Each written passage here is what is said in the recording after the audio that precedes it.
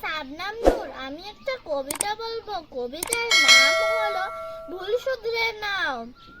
পুণ্ডরীক চক্রবর্তী। গাছ না পুঁতে গাছ কাটছ কেমন তুমি বোকা, তোমার মাথার মাঝে মাঝে কামড়ায় কি পোকা।